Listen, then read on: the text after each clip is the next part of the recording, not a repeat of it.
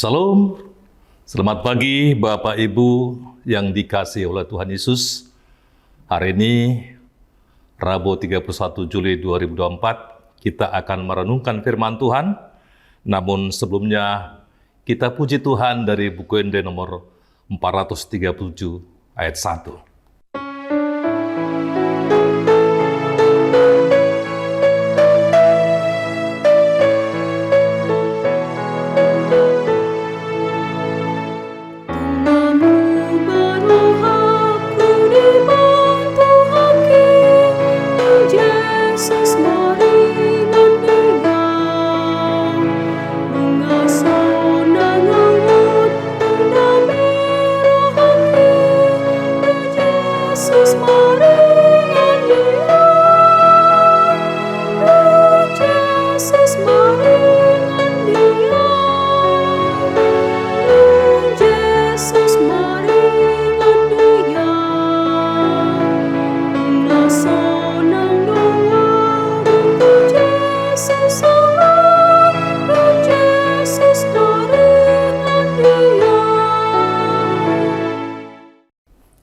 Kita berdoa.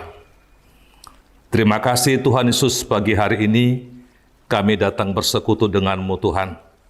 Berkatilah kami semua dan firman-Mu yang akan kami dengarkan, supaya kami mengerti dan melakukannya. Di dalam nama Tuhan Yesus kami berdoa dan bersyukur. Amin.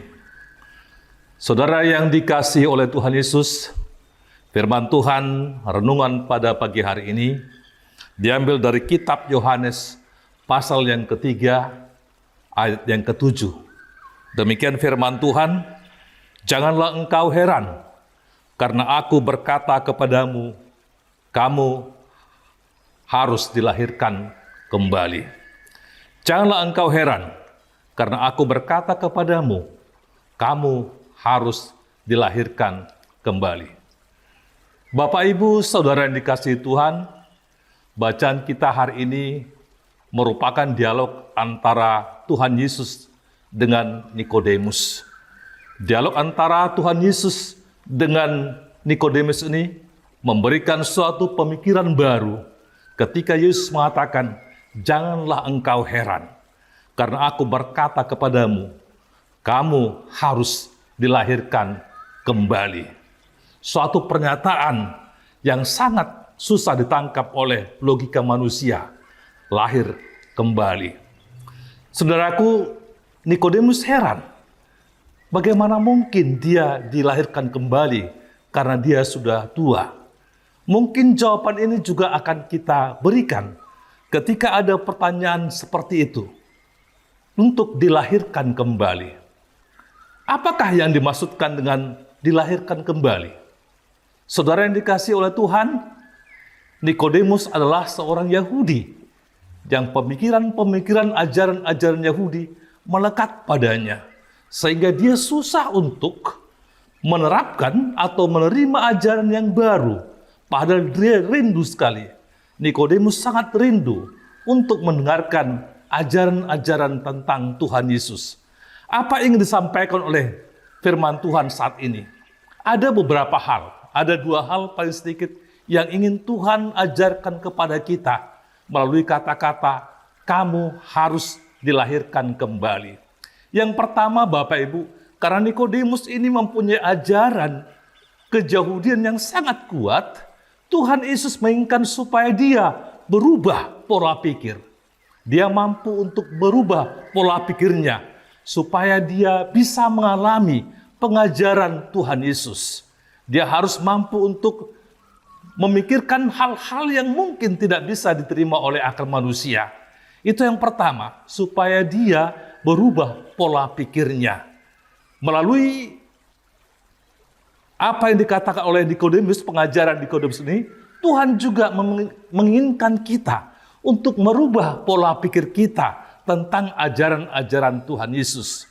Tuhan Yesus menginginkan supaya kita menerima Tuhan Yesus dulu sebagai Tuhan dan Juru Selamat kita secara pribadi, baru kita bisa merubah pola pikir kita tentang pengajaran Yesus dan mengikut Dia dengan baik. Inilah yang pertama yang diinginkan oleh Tuhan ketika dia berdialog dengan Nikodemus, Bapak Ibu Saudara yang kasih. Hal ini juga mengajarkan kepada kita bahwa ajaran-ajaran Tuhan Yesus itu tidak bisa diterima hanya secara logika, tapi kita harus mampu untuk membuka hati kita, membuka pola pikir kita, supaya kita semakin mengerti, iman kita semakin kuat di dalam Tuhan Yesus Kristus. Yang kedua adalah, Bapak Ibu, ketika kita dilahirkan kembali, maka kita harus membawa hidup baru yang berdampak bagi sesama manusia. Hidup baru atau dilahirkan kembali maksudnya adalah kehidupan kita harus berdampak baik bagi sesama manusia. Poin ini sebenarnya untuk menekankan baik kepada sama maupun kepada orang lain. Ketika kita mengalami kelahiran kembali, akan membawa dampak bagi sekitar kita. Adalah suatu pemikiran yang tidak bisa dikatakan lahir kembali. Ketika kita kepada orang lain menjadi momok, ketika kita menghadapi orang lain, mereka semakin takut dengan kedatangan kita. Bahkan kita tidak mendapatkan dampak ketika berbicara. Banyak orang berpikir bahwa dia telah lahir kembali, seolah-olah dialah yang terbaik, seolah-olah dialah yang hanya masuk surga, seolah-olah hanya kelompoknya sajalah yang menjadi bagian dari kerajaan Allah. Padahal kelahiran kembali diingatkan pada kita supaya kita berdampak kepada orang-orang di sekitar kita. Itulah saudara-saudara yang kasih yang ingin disampaikan oleh firman Tuhan saat ini. Pertama, terimalah Tuhan Yesus sebagai Tuhan dan Juru Selamat pribadi kita, maka pola pikir kita tentang ajaran dan apa yang disampaikan oleh Tuhan Yesus akan membuat iman kita semakin kuat. Yang kedua, ketika kita sudah beriman kuat, maka kita harus berdampak dan pasti berdampak baik bagi sesama kita. Mari kita jalani hari-hari ini dengan dampak dari Tuhan. Mari kita jalani hari-hari dengan ajaran dari Tuhan, dengan cara membaca firman Tuhan, merenungkan firman Tuhan, dan akan berdampak bagi sesama kita. Itulah kita yang membuktikan bahwa kita harus lahir kembali. Itulah perkataan Yesus mengatakan, kamu harus lahir kembali. Artinya kita membuka diri kita dan kita berdampak kepada sesama kita. Amin. Tuhan Yesus memberkati. Kita berdoa. Terpujilah Engkau Tuhan untuk firman yang kami dengarkan pada saat ini.